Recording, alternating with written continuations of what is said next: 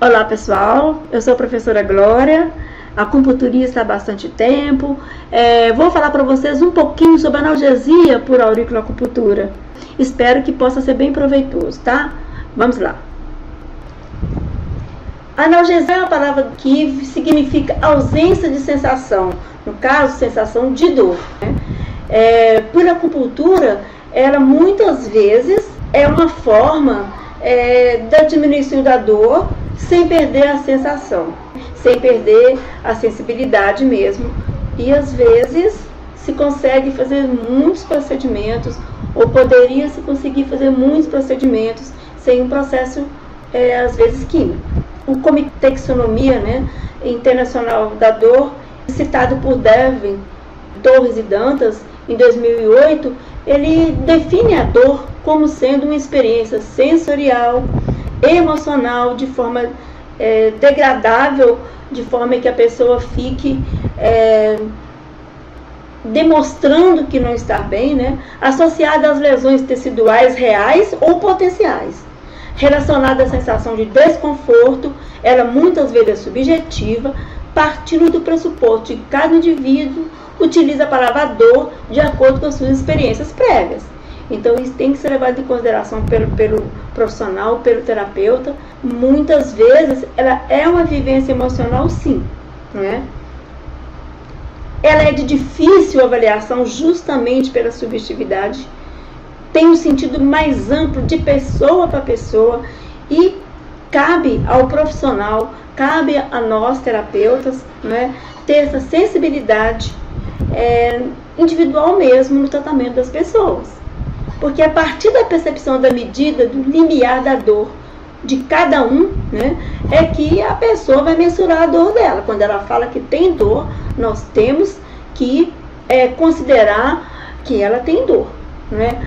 Já se tentou várias formas de avaliar essa dor, tem vários processos, né, que hoje é utilizado para avaliar a dor, mas nenhum é 100% eficaz dentro da ideia do outro, né?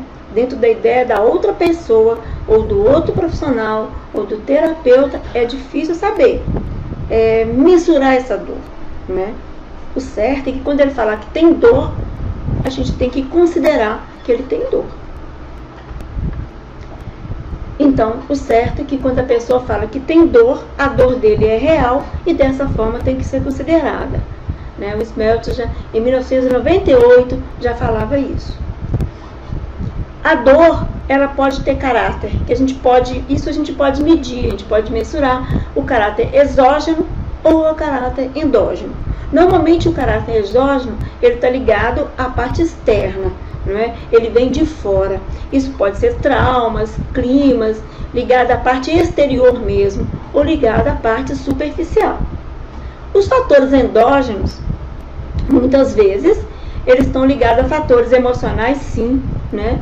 De acordo com a idade, de acordo com a condição interna mesmo da pessoa, com a construção física, com a alimentação, né? A gente pode perceber que está ligado aos fatores internos, a órgãos internos, né? E aí as emoções entram como os fatores internos de doença. Quanto ao caráter da dor, né? Ela pode ter um caráter agudo ou um caráter crônico. A dor, dentro do quadro do paciente, a dor é mais ou menos considerada aguda quando tem entre 3 semanas, né, que a pessoa queixa dessa dor. Um caráter, a partir disso, já pode ser considerado um caráter crônico, né? É doença de longa duração, é uma dor que já dói há muito tempo, a pessoa queixa há muito tempo, não é? Ela muitas vezes é uma evolução de um quadro agudo. O fator da dor, né, dentro da avaliação ocidental, ele está ligado aos neurotransmissores. Neurotransmissores, né, são as substâncias químicas que são produzidas pelos neurônios e a partir das células nervosas, né? Os neurotransmissores vão possibilitar enviar as informações às outras células. Então, a partir daí, vai gerar a sensação dolorosa. Podem também estimular a continuidade de um pulso, não é? Mas, de qualquer forma, ele pode ser tanto a nível de órgão interno, no seu processo final, quanto a parte mais, digamos, superficial, que seria mais músculo mesmo, não é?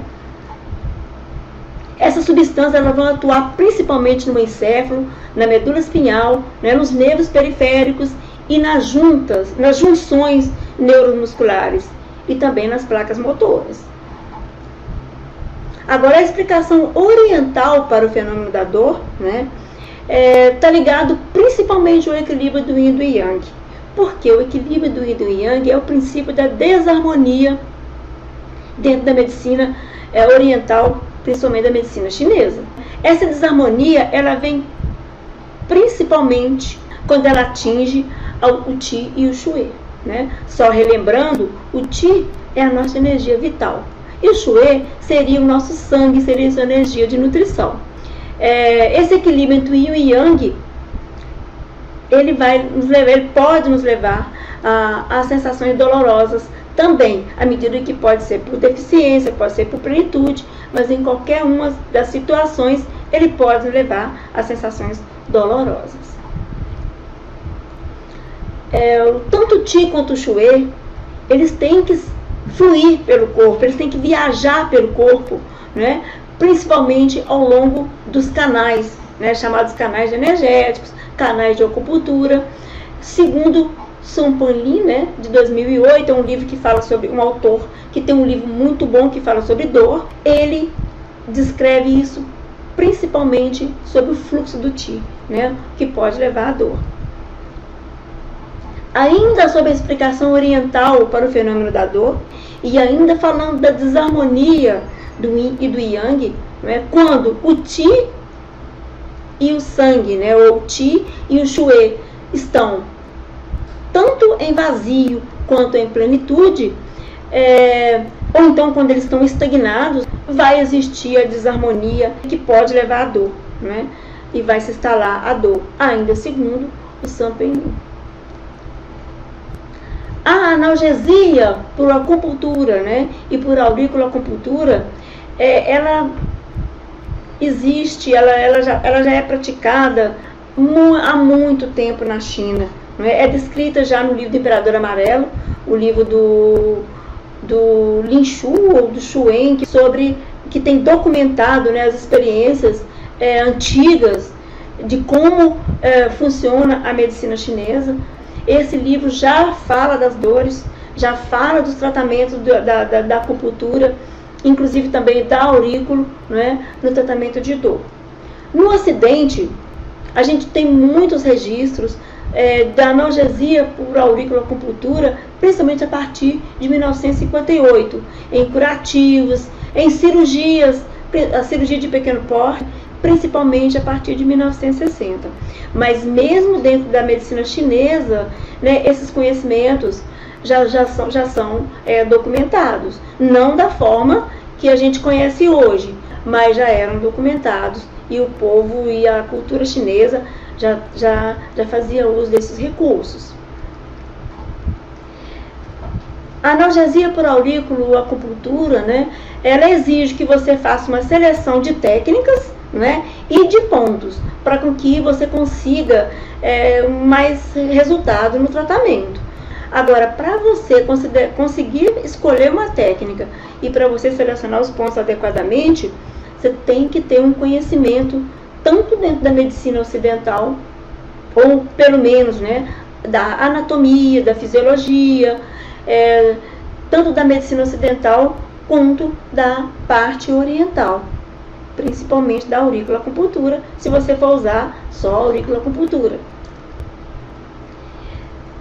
Um conhecimento básico para você conseguir um resultado melhor é ver como que funciona a orelha, né? Como que a orelha ela é nervada, como que são o trajeto dos dermátomos, né? Dos metâmeros, dos próprios trajetos dos meridianos, né? Que pode atingir a orelha, né? Tanto os Yins quanto os Yangs.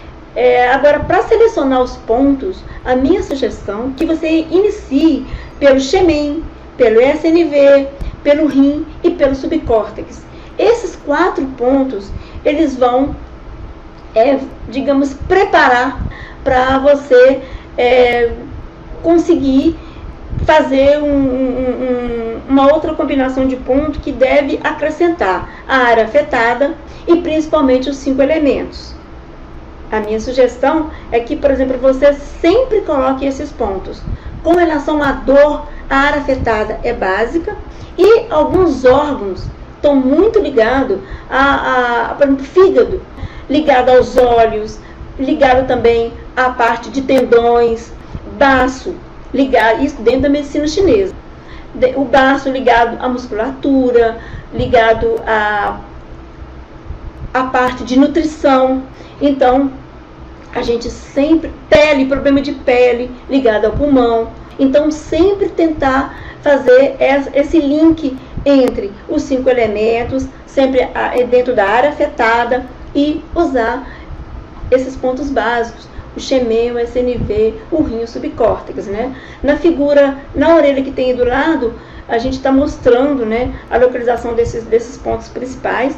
O subcórtex é um ponto que age muito na dor, ele é de eficácia muito grande na dor. Agora, dependendo do que você quiser conseguir com a aurícula, se for um processo de uma analgesia, principalmente ligado à parte de dor, por algum processo que você for fazer, tipo um tratamento de dente, muitas vezes a dor ela não está instalada, mas a partir do momento que você for mexer, vai gerar um processo doloroso. Então aí a gente vai ter que pensar principalmente no eletroestimulador para conseguir uma analgesia mais eficaz. Nesse sentido, a gente tem que saber o aparelho que a gente vai usar, ter um conhecimento muito bom dessa parte da eletroestimulação, porque existem várias formas de fazer, mas a gente tem que ter conhecimento do aparelho e conhecimento da técnica. Mas que com certeza a gente vai conseguir um resultado melhor, vai.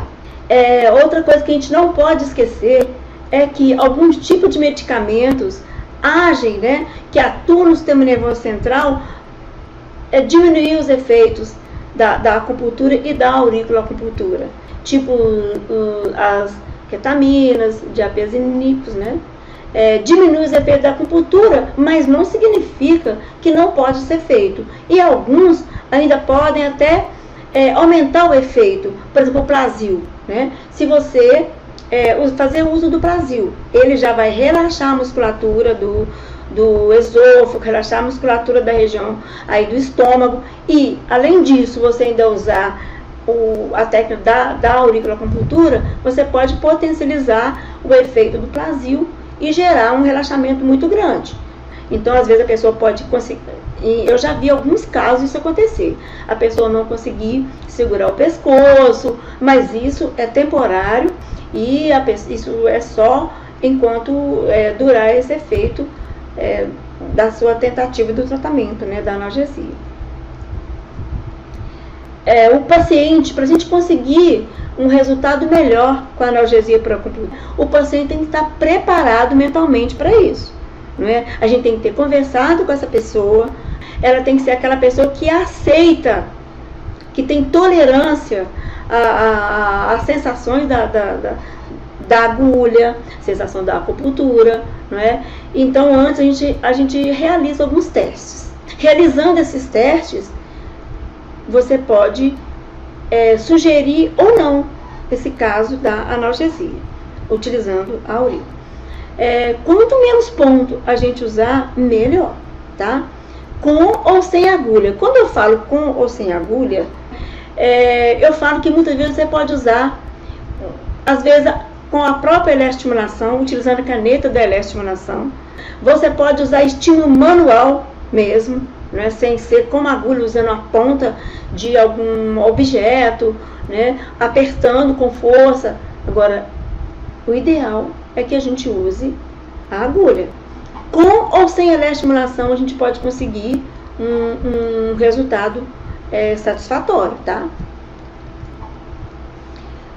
Para a gente conseguir um efeito analgésico utilizando principalmente o eletroestimulador, é necessário a gente ter um conhecimento de como funciona a questão da onda, da pulsação, né?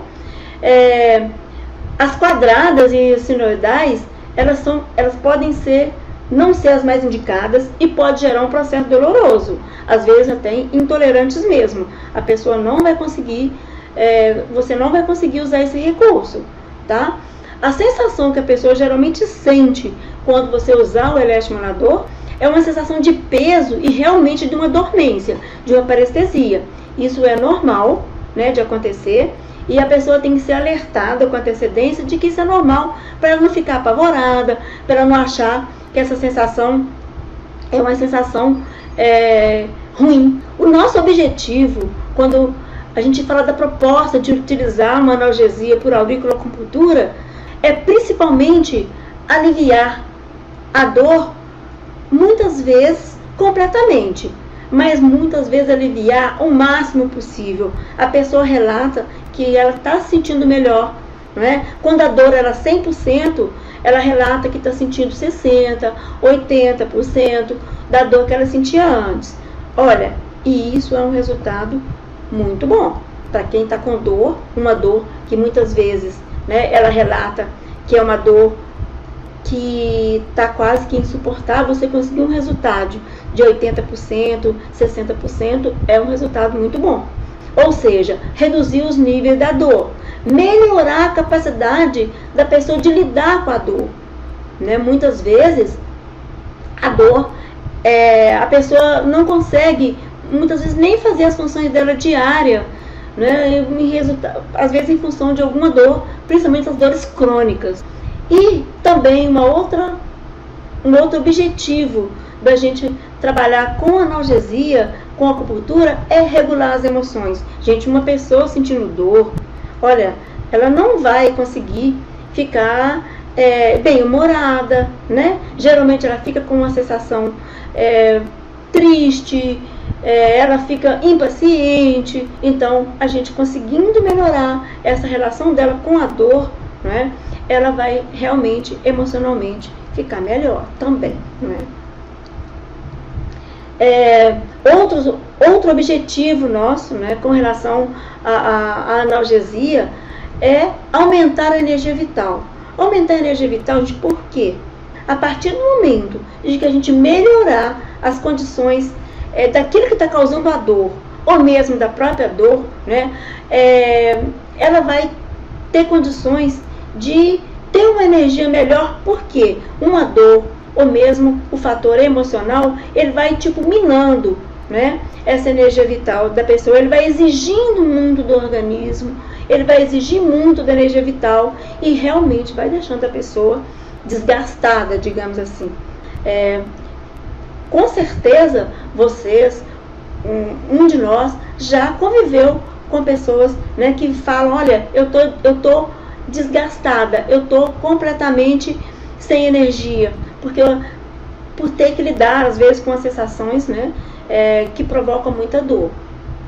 E mesmo propiciar, se a gente não pode praticamente tirar toda a sensação dolorosa, ou se você não pode eliminar totalmente, né, a causa da dor no sentido imediato, pelo menos a gente vai fazer com que aquela pessoa tenha condições, né, de realizar as atividades diárias dela de forma mais confortável.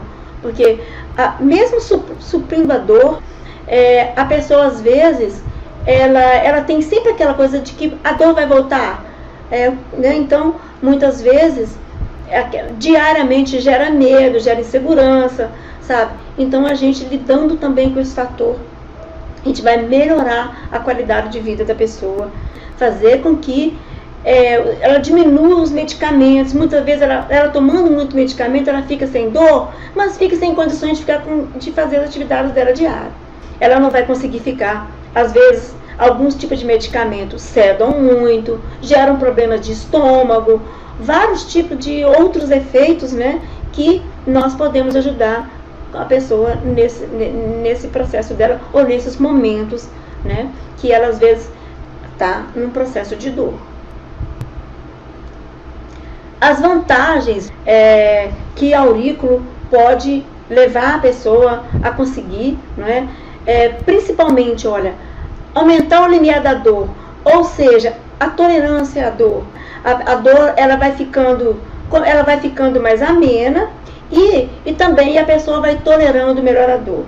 Ela também não altera a pressão arterial, né? Ela não vai alterar a questão da frequência respiratória, né? Da pulsação, que muitas vezes são efeitos colaterais, né? De medicações mesmo que a pessoa tem que tomar para a dor. Gente, aqui deve ficar bem claro.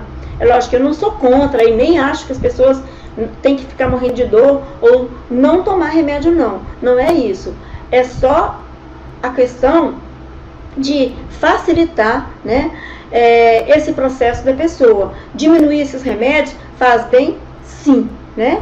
Melhorar, outra coisa é que a parte da homeostasia, né, a aurícula, ela vai fazer com que esse processo não seja alterado, o processo da homeostasia. Outra coisa, o sistema imunológico também, ela vai aumentar, né, o processo imunológico, vai facilitar o processo de cicatrização, através de quê?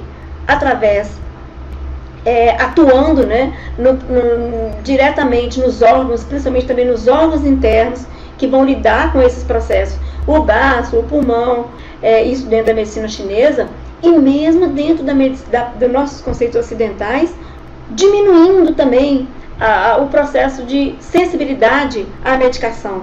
Muitas vezes as drogas, elas ajudam a diminuir a dor, ajudam no processo de reconstituição celular e tudo, mas também gera um processo de muita sensibilidade, uma reação muito forte do organismo. Então, também a auriculoacupuntura pode agir aí, nessa hipersensibilidade.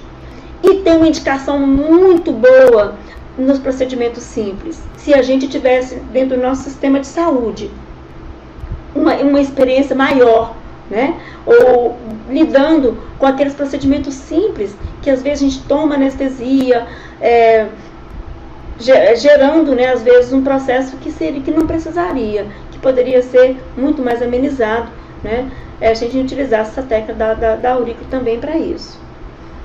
Mais vantagens ainda, né, é que ela tem muito menos, quando você consegue trabalhar com analgesia por acupuntura, ou com a auriculoacupuntura principalmente, né, as reações adversas são muito menores do que nas reações químicas, com certeza.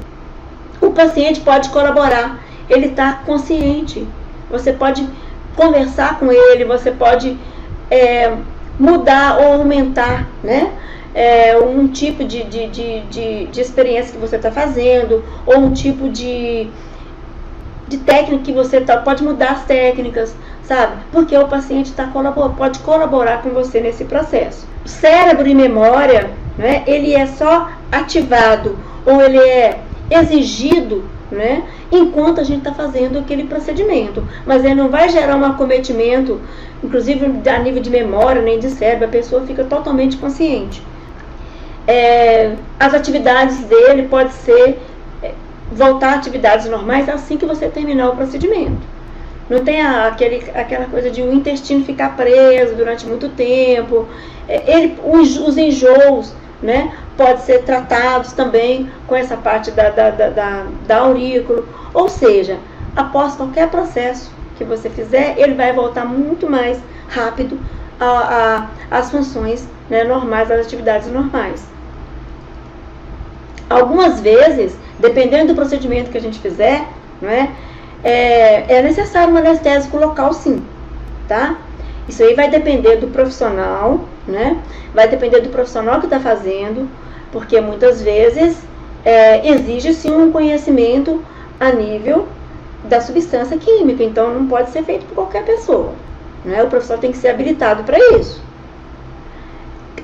Por exemplo, criança, dependendo da idade, também você não vai conseguir um resultado adequado, tá? E em alguns idosos também que não puder te dar resposta, né, não puder colaborar com você, muitas vezes você pode não conseguir os resultados esperados.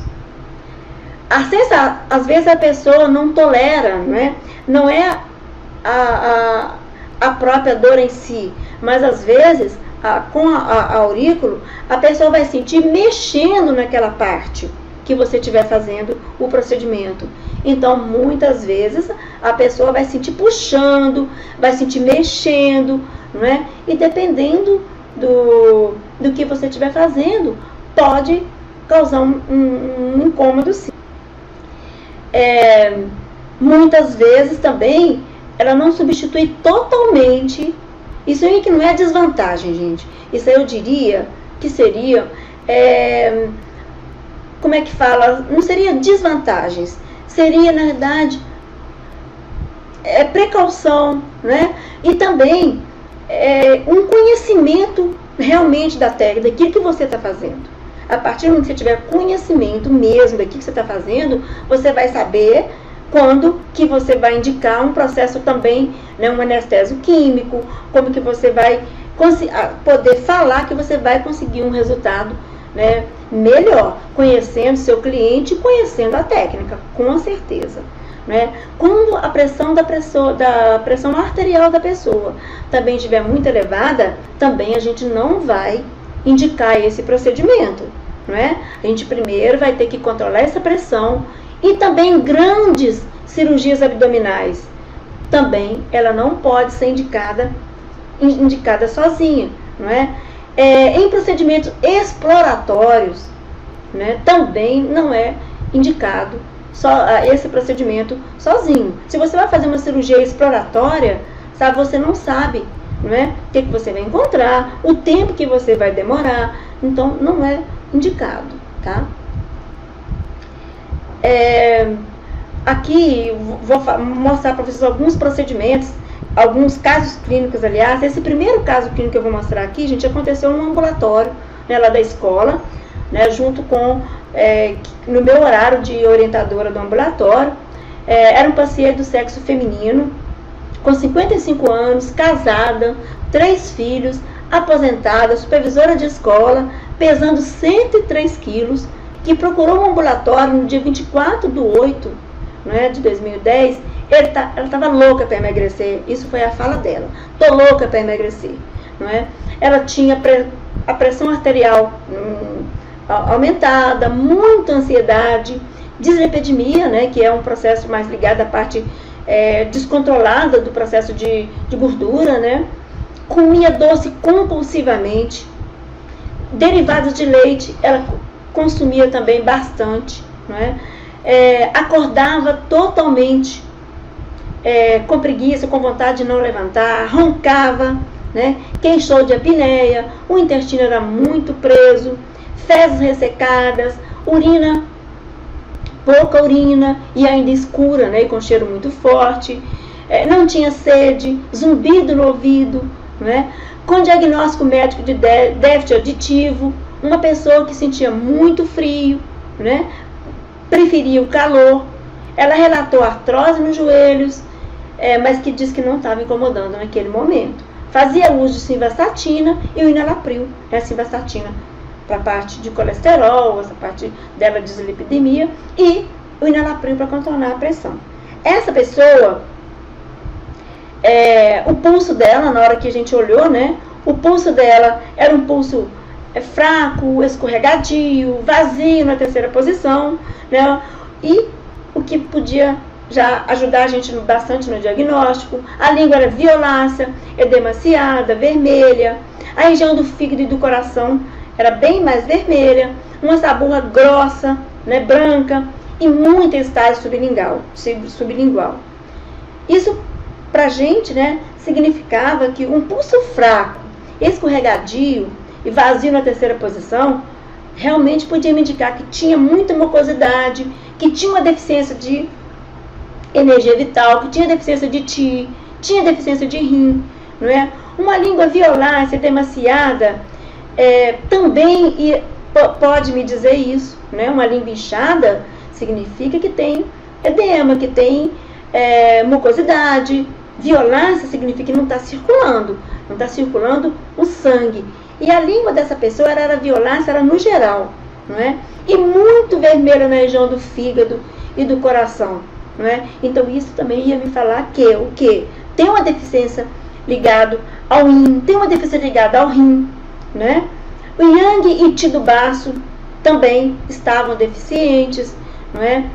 Ou seja, essa pessoa estava com um processo que a gente poderia falar que seria uma deficiência de rim geral, uma deficiência do baço mesmo, especialmente do yang e do ti do baço, não é? Isso também justificava o que ela falava, né? O peso dela mesmo e a ansiedade, a insônia dela. Só que na época, essa pessoa, ela não continuou o tratamento, não é? Ela não continuou o tratamento. 2 meses depois, no dia 28/10/2010, ela voltou, não é? Aí a queixa dela, antes ela queria emagrecer. Quando ela voltou, ela ainda estava muito acima do peso. Mas a queixa dela principal era uma dor lombar muito forte, né? Insuportável. Ela queixava que era quase que insuportável, gente. Irradiando para as pernas, né? E quase não conseguindo andar e não se locomover. Aí o nosso diagnóstico, não é? Ele continuou sendo de mucosidade, obstruindo o canal principalmente da bexiga, né? E uma fragilidade na região lombosacro, não é? Então, essa pessoa nós tratamos usando, como ela não estava conseguindo se mover, a primeira coisa foi usar um aparelho chamado Raihuá, né, que a maioria dos acupunturistas conhecem, não é? A gente utilizou a acupuntura e a auriculoacupuntura. Não utilizamos só a aurícula não, tá? A gente usou um aparelho, o Raihuá, no local da dor que ela queixava. Usamos a acupuntura sistêmica, né? Abrimos 2 vasos maravilhosos. Usamos os pontos do canal da bexiga, né, nas costas, chamado ponto de assentimento. Usamos alguns pontos na região local mesmo de dor, não é? Pra gente, numa tentativa da gente desobstruir realmente o local, porque a mucosidade, ela, nesse caso, ela estava obstruindo o local, obstruindo a região, o canal da bexiga. Isso, é lógico, o diagnóstico anterior era de uma deficiência de rim. Então, isso também, a região já estava fragilizada. E na orelha, na aurículo, nós usamos o xemen, o rim, o SNV, não é? O estômago. Esses 3 pontos, xemen, rim e SNV, é usado muito, principalmente pelo professor Marcelo, não é? Eu também, particularmente, gosto muito de utilizar. Nem todos os autores fazem isso, eu gosto muito de utilizar e utilizo quase sempre, não é? O estômago e o baço pâncreas, gente, por quê? Para a gente conseguir transformar essa mucosidade, eliminar essa mucosidade, não é? O subcórtex para dor, vários pontos locais a gente usou, tipo região lombar, região sacral, aqui nós testamos para ver onde que estava mais dolorido, onde estava mais com sinal. Usamos o endócrino, né, no caso, que vai ser eficaz, né, em todas as glândulas internas. E ansiedade, na realidade, porque a dor está fazendo com que ela não conseguisse, ela não estava conseguindo fazer quase nada, né, por conta dessa dor, muito ansiosa, não estava conseguindo dormir. Então a gente usou também aí o ponto da ansiedade. Mas com certeza, não é? Esse processo dela é um processo que a gente fala que é uma agutização de um caso crônico, não é? Uma agutização de um caso crônico. Ela fez 8 sessões de acupuntura, gente, e de aurículo. Ela relatou melhoras desde a primeira sessão, né? Desde a primeira sessão. Essa senhora, ela melhorou 100%, não é? Ela melhorou 100%, principalmente dos casos da dor, não é? Na primeira vez que a gente atendeu ela, né, com essa queixa dela da dor, da própria dor, ela falava o seguinte: olha, parece que eu tomei uma injeção, essa injeção na veia, né? A sensação dela é que ela já estava saindo nas nuvens. Então, é uma sensação que várias pessoas relatam. A gente inclusive tem que tomar bastante cuidado, não é? Porque uma das comprovações da auriculoacupuntura e também da acupuntura é que ela vai ajudar a liberar justamente as sensações, as substâncias que vão agir, né, como anestésico, como analgésico, que é o que? São as endorfinas, né? As serotoninas, que vão agir no caso aí da dor. Então, a gente toma cuidado, porque muitas vezes a pessoa fica sedada, bastante sedada mesmo, não é? Então, acompanhar essa pessoa, não é? Agora, essa mesma senhora, né, ela tinha muita dificuldade de ir ao ambulatório, porque ela não era de Belo Horizonte, tá? Mas mesmo assim, ela, mesmo a partir da melhora da dor, né, de 100%, a gente sugeriu com que ela continuasse o tratamento, ou que ela voltasse para o tratamento, né, no caso, para a gente conseguir uma melhora dessa questão dela, do peso, né, da questão do funcionamento do baço, do rim. Esse era um processo mais crônico e que ela precisava de cuidar. Isso daí, essa observação que eu coloquei aqui, olha, deve-se considerar que a paciente necessitará de algumas mudanças no seu cotidiano, por se tratar de um caso crônico, né? A gente não ia ser com 8 sessões que a gente ia conseguir. A dor sim a gente consegue melhorar, mas se ela não conseguir fazer algumas mudanças dela nos hábitos, né, diários mesmo, ela vai voltar a ter problemas, com certeza. Esse caso, o caso clínico que eu coloquei aqui, o caso clínico número 2, é um caso clínico para reflexão. Uma paciente chegou ao ambulatório queixando de dor abdominal, aftas na língua, relatou que a urina estava escassa, escura, micção dolorosa. Quando nós perguntamos como que estava o sono, ela falava que não estava conseguindo dormir, que estava um sono picado, inquieto, né, que vem passando por períodos que ela mesma colocou como de insônia. Sua alimentação é baseada em carne vermelha. Diz que frequentemente participa de churrasco no final de semana, nos quais consome também uma razoável quantidade de álcool. Então, a gente coloca aqui para reflexão algumas perguntas, sabe? Por exemplo, nesse caso, quais os órgãos podem ser afetados de acordo com os sintomas apresentados pelo paciente? Gente, é lógico que se a pessoa chegar, né, com esse quadro aqui, e ela não tiver um diagnóstico, foi a primeira pessoa que ela procurar você, aqui fica bem claro que isso aqui não é um caso totalmente, não é um caso agudo. Ela não começou a sentir isso aqui ontem, não é? Porque é lógico, uma dor abdominal, que é uma dor abdominal aguda, não é? Se fosse só esse caso, a gente teria que tomar uma atitude, né, mais severa no sentido de um diagnóstico acidental. Mas no caso aqui não era. Essa pessoa, ela já vinha com esse processo há mais tempo. Então, aqui, olha, principalmente o estômago, a bexiga, o rim e o fígado, né, são os órgãos que devem estar bem afetados, né, num primeiro momento. Qual o padrão que se desenha de acordo com os sintomas? Um padrão dentro dos princípios da medicina chinesa, da medicina oriental, é um padrão de umidade e calor no aquecedor médio e no aquecedor inferior. Agora, o que poderia estar causando essa umidade e calor? Né? Aí a gente já pode, voltando à pergunta anterior, os hábitos dessa pessoa. Né? Os hábitos dela, que geram uma desarmonia no rim, no fígado, no baço. Uma das causas são os hábitos. Quais pontos auriculares você usaria para tratar esse paciente? Aqui, principalmente o Xemei, o rim e o SNV, mais uma vez, devem estar presentes. A bexiga, por se tratar, né, que ela fala pelo que a gente viu aqui, ela tem calor na bexiga, tem calor no aquecedor inferior. Então, bexiga aqui vai ajudar a tirar esse calor da bexiga. Estômago, porque ela também relata afta, gente, dependendo do lugar onde tiver afta, né? E a boca como um todo, ela reflete o estômago, reflete a situação do estômago e do baço, principalmente do aquecedor, né, médio.